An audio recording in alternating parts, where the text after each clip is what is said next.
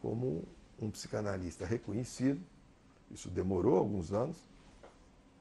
Os primeiros trabalhos, Estádios do Espelho, essas coisas, cortaram a palavra dele no Congresso, deram 5 minutos para ele falar.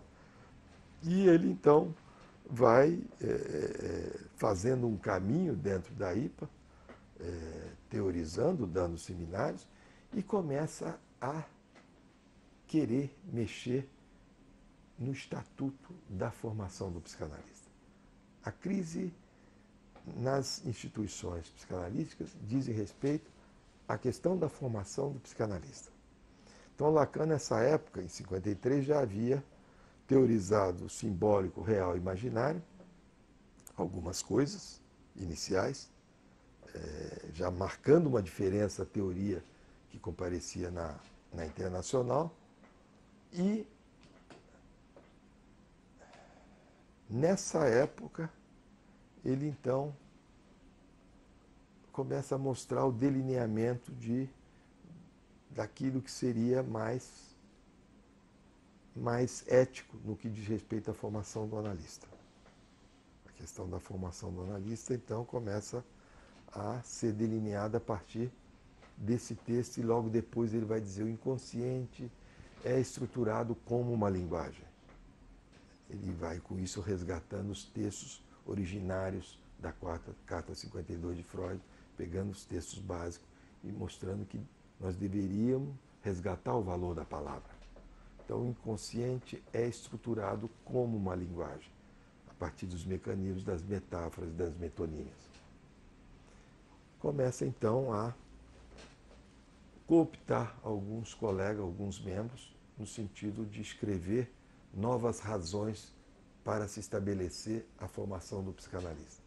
E, com isso, ele empreende uma mudança técnica do seu trabalho, a partir de sessões de tempo variáveis, um tempo variável, não, que alguns chamam de tempo lógico, sessões curtas, sessões de tempo variável, sessões psicanalíticas, em que ele rompia com a cronologia que amputava a particularidade do sujeito na formação do psicanalista.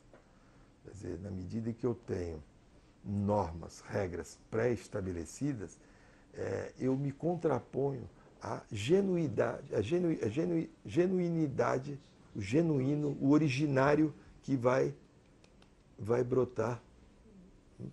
Quer dizer, era uma postura ingênua de acreditar que você pode domesticar o inconsciente. Era uma postura ingênua da IPA. Então ele começa a querer fazer a psicanálise avançar a partir das psicanálises pessoais, da psicanálise pessoal de cada um.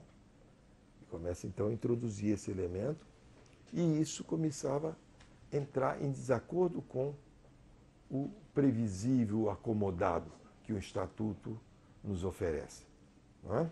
E ele então vai, de uma certa maneira, lançando as bases das suas ideias a partir do seu trabalho. Lacan não faz nada que seja fora dos parâmetros de uma psicanálise pessoal, do inconsciente. Ele começa a teorizar a partir do seu inconsciente e dos seus psicanalizados. Então ele rompe com as sessões cronológicas, ele rompe com isso e introduz a sessão, assim chamada de tempo lógico, a partir do tempo do inconsciente, daquilo que o sujeito pode falar, a partir da emergência das palavras. Produz o corte das sessões, as escansões, e vai então, dentro do conformismo de uma moral tão civilizada, vai comparecer como alguma coisa totalmente nova, muito estranha, muito ameaçadora. Como Porque você o que vê foge isso disso, 50 anos depois, né? Porque se passaram 50 anos isso, e continua a isso mesma eu vou visão. mostrar para vocês que está presente no próprio lacanismo. No Exatamente. próprio lacanismo há essa problemática. Há essa problemática própria dos grupos analíticos. Não é? Há esse medo da diferença, do novo. Não Isso é? ainda acontece Isso hoje. acontece hoje e cada vez mais. Cada vez mais. Então Lacan introduz essa inovação técnica porque aquilo já estava mostrando uma tessitura dos elementos da sua teoria. Um elemento da sua teoria a partir do inconsciente, tudo a partir do inconsciente, que não podia ser desrespeitado, nenhum elo poderia ser desrespeitado do seguinte e do anterior, porque havia uma concatenação com a lógica do inconsciente. Então Lacan passa a ser objeto, um objeto que é negociado no âmbito da internacional, seus alunos, seus analisandos, outros analistas, colegas dele, começam a tentar negociar Lacan dentro de uma verdadeira destituição subjetiva, um objeto que era levado daqui para lá, para uma outra reunião em outro país, em outro congresso, e realmente, por várias vezes, eles chegam ao veredicto, à conclusão que Lacan era ameaçador para a IPA. Era alguma coisa estranha, estrangeira, que não era assimilado pelo grupo. Lacan já representava ali o real que não é assimilado. Então, tem que ser fora-cluído, fora do grupo, vai para fora. Você não é sério. Você não é sério. Você tem que ficar de fora. Não é? Alguma coisa que mostra o juízo de atribuição dos grupos. O bom dentro e o mal fora. O grupo ele tem que se autorritualizar para manter de fora o estranho. O que incomoda, coloca em questionamento. Mas, por exemplo, a IPA ter renegado quase, tanto Freud quanto Lacan, me parece aquela história do totem e tabu. Parece que você precisa matar o pai e transformar ele em totem para poder... Não é uma coisa muito doida isso de ser feita? Uhum.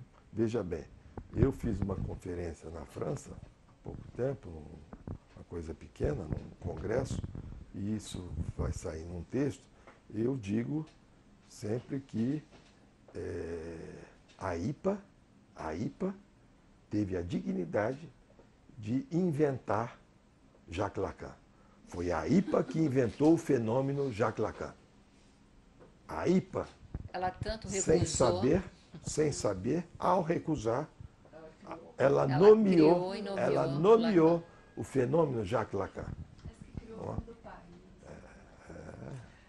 E aí, então, a coisa começa a se complicar, porque Lacan sai e funda vários outros analistas brilhantes, uma safra que vai fundar a Escola Freudiana de Paris, e Lacan introduz o primado, a afirmação, o aforismo, né, o aforismo do princípio fundador da psicanálise, quando ele funda a Escola Freudiana de Paris e depois, na proposição de 9 de outubro, que seria um verdadeiro estatuto da formação do analista, que está esse ano fazendo 40 anos. 9 de outubro de 1967. Agora, esse ano fez 40 anos.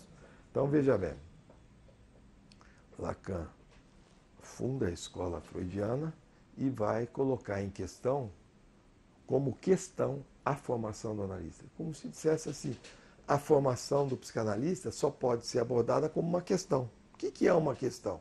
É sempre a possibilidade de um buraco, um vazio, onde cabe uma interrogação. Voltando a essa questão do grupo, há uma frase de Mustapha Safwan, num livro sobre a formação do analista, em que ele aborda essas cisões, essas dissoluções, que Lacan, inclusive, quando vai trabalhar a questão da formação do analista, ele trabalha, ele coloca como um dos elementos teóricos e necessários a possível dissolução. A dissolução é como se fosse uma carta na manga. O Freud já dizia isso, a necessidade de dissoluções dos grupos. Mas o Safwan ele vai dizer uma frase interessante, que eu passei várias vezes por várias crises nas instituições. A transferência, que é o elemento fundamental, fundante de uma psicanálise, inclusive dos grupos analistas, ao trabalho